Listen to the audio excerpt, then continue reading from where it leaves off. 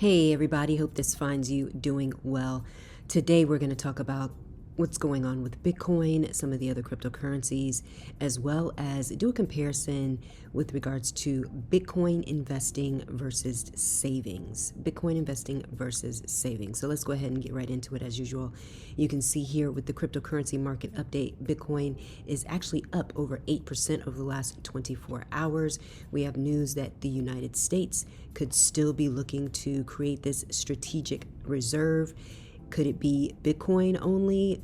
Maybe other cryptocurrencies. We've gotten word that there's a possibility that there will be a number of cryptocurrencies in the strategic reserve. So obviously it remains to be seen if this will actually go into effect. But on that news, Bitcoin has gone up above $90,000 and is trading at 92,841 at the time of this recording. Ethereum also up over the past 24 hours. You can see that it is currently trading at $2,470. XRP up 29% over the last 24 hours, up about 9% over the last 7 days. Everything is definitely taking a bounce up, especially in the top 10. You can see Solana is back above 150 after it was trading actually under 130 over the past week when we had a major dip in Bitcoin as well as other cryptocurrencies. You can see Dogecoin is at 22 cents. It's actually down 6% over the last 7 days, but it has had a nice bounce back up over the past 24 hours. And we can also see Tron, Hedera, Chainlink, Stellar, Avalanche, and Sui are in the top 15. We usually just do the top 10, but why not? Let's go ahead and show you what is currently trading in the top 15. But as usual, we mostly concentrate on Bitcoin and other just major cryptocurrency news. We can see here, if we look at the Bitcoin chart, we can see that we actually had dipped below $90,000 and we were kind of trading in that $90,000 to $100,000 range for a few months since November. And now you see that we now have made a nice leg up today here on Sunday, March 2nd. And you can see that we actually dipped down to below $80,000 earlier last week. But we shall see how the market will react to this jump from earlier today. So obviously it's going to take some time to see kind of how it shakes out over the next several weeks and over the next several months. But we could see some interesting price action. So we never know what's going to go on with Bitcoin from day to day. That's why we employ more of a dollar cost averaging strategy where we just buy Bitcoin regularly or whenever we can, as opposed to putting it into something like a savings account. Obviously, you want to have funds for emergency situations or for times when you're going to need cash and fiat dollars. But a lot of people now are applying the strategy of saving in Bitcoin. Obviously, you need to do your own due diligence and decide for yourself how you want to invest in Bitcoin, if you even choose to invest in Bitcoin, because as you can see, it's a very volatile asset. It can be trading in a range for a period of time, and the next thing you know, it can break that range and go towards the downside, but it can also do the same thing when it comes to going to the upside. You can see last year, it traded in a range for most of the year from around $50,000 to $70,000, and then it broke above that range and hasn't come back down to this level since. So we obviously will continue to keep you posted on what happens with the Bitcoin price and other cryptocurrencies. We can see here, if we look at the Bitcoin monthly returns, Bitcoin has had a down month in the month of February. We were down at 17.39%. Currently, we're up. It's only been a couple days in March. We're currently up about 8%, but we shall see what the rest of the month is going to turn out to be. Obviously, historical performance is not an indication of future results, but we do look at it as an indicator just to have an idea of what could happen, but you also want to prepare yourselves for the unknown as well.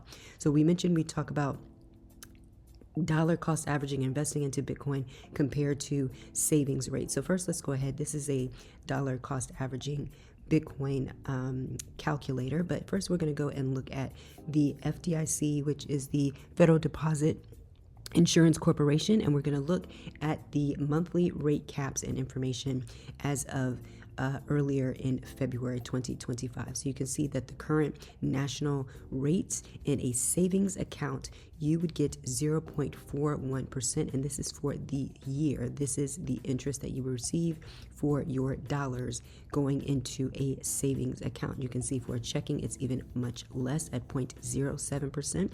If you had your money in a money market account, it would be 0.64%.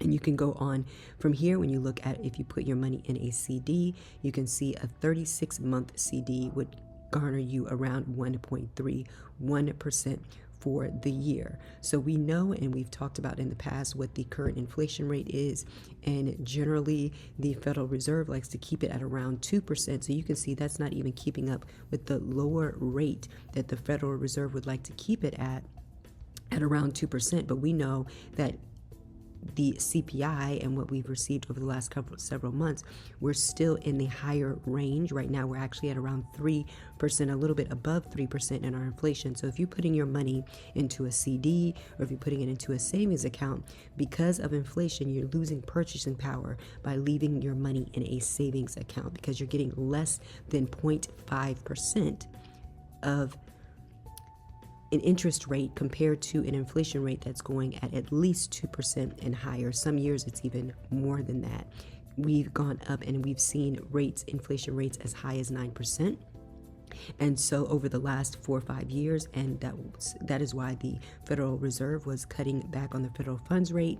But now we're starting to see that the inflation has gone down to around 3%, but they still would like to get it down to around 2%. That remains to be seen if that will actually ever happen. But regardless, we're seeing that even if you put money into your savings account, you're only going to get 0.5% or less. Or even if you try to use some of these other lower risk savings accounts, when you look at the money markets and CDs, you're still getting less than that 2% rate. So obviously you want to have money to be able to have on the sidelines for emergencies, as well as if you need fiat dollars for different types of spending that you may plan on doing. But when you look at dollar cost averaging in Bitcoin, let's see what this calculator shows us. You can see that if you, for example, save $20 a week, so this is going to go backdated as to if you were to do these purchases back in time, so you can kind of see what the performance was. So you can see here that if you put $20 a week for 3 years, so for 3 years straight, you just put $20 a week. So let's say that's a couple nowadays it's really just a couple cups of coffee or one burger, which is pretty crazy nowadays. Once again, inflation. Burgers used to be $5, $6, $7 max if you go somewhere to get a nice burger. Now for a takeout burger, you're paying $14, $15, sometimes $18 for a burger. But anyway, $20 a week, if you were able to do that consistently every week for 3 years, and we're going back from 3 years ago, we can compare it to other assets. You can kind of maneuver how you want in this calculator, how many years back you want to go. But if we go back just 3 years, so back to 2022, you can see that Bitcoin, you would have invested $3,140 over those 3 years if you invested $20 weekly. Right now, your value would be $6,249. So basically almost a double of what you put in over the last 3 years. It is now worth basically double than what it was from the total amount that you actually put in those 3 years. And that would actually equal to 9 million, which is basically 0.09 Bitcoin. So it'd be 9.3 Satoshis, 9.3 million Satoshis that you would have received over time if you continue to put in $20 every week, and you would be up 99%. If you did the same thing with gold, for example, your value would have only gone up 9%. Now that's still about 3% per year. So that's basically staying on par with inflation. So basically your purchasing power would basically have remained the same over the last 3 years if you put your money into gold, spending $20 a week into gold for the last 3 years. Now this is if you put your money into the Dow Jones Index, which is basically an index, a very popular index comprised of basically the top 30 market cap companies. It's not all related to the largest market caps, but it's some of the largest. There's certain rules that come with who gets into the Dow Jones index, but it is definitely a popular, one of the most popular indexes, probably the most popular outside of the S&P 500. And you can see here that once again, you're only getting about 9% over those last 3 years. So you're just basically keeping up on par with inflation, depending on the years, because some years inflation was obviously, as we know, a lot higher than 3%. So this is just to give you an idea of what you can do if you decide to save in Bitcoin. And it doesn't have to be everything. It can just be a small amount. Let's just even do it and say, let's say $10 a week. Or actually, let's just do this. Let's do, if you do $1 a day, so that's about $7 obviously a week. Let's say $1 daily for the last 3 years. What is your return? So if we look here, you see the total invested would have been about $1,096 over the last 3 years. You would receive 3.2 million Satoshis. The value would be about double, and it would now be worth $2,185. So you definitely kept up with inflation, outpaced inflation. So one of the things about Bitcoin and what we've talked about over time is that you want to make sure that you zoom out when it comes to Bitcoin, because it can be very, very volatile. Actually, let me go ahead and look at the monthly chart. And if you see here, this is going back to around 2012. You can see that there was a lot of ups and downs. It traded flat, or it looks like it was flat, but there were a lot of ups and downs during that time. But now when you zoom out, it looks like it was more of a flattened period, but there was lots of volatility for sure, definitely between 2012 and 2017. But you can see here, when we started to have these major spikes, it went completely bust and came all the way back down. Not all the way back down to where it was down here, but you can see that there definitely are cycles where Bitcoin can have 30% drops, 80% drops, and that's definitely happened multiple times in its history. But you can see over time, over years, the trajectory continues to go up and to the right. It continues to go up.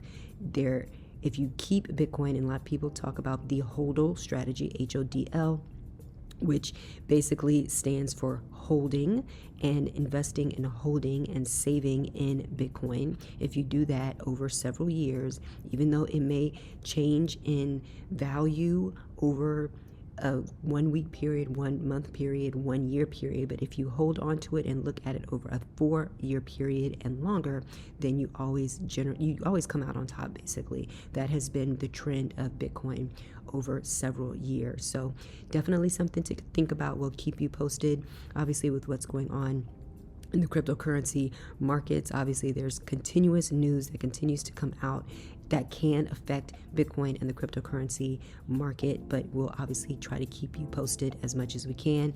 Please keep up with us, not only here on YouTube weekly, and we do appreciate you watching us. You can check us out on X as well as IG.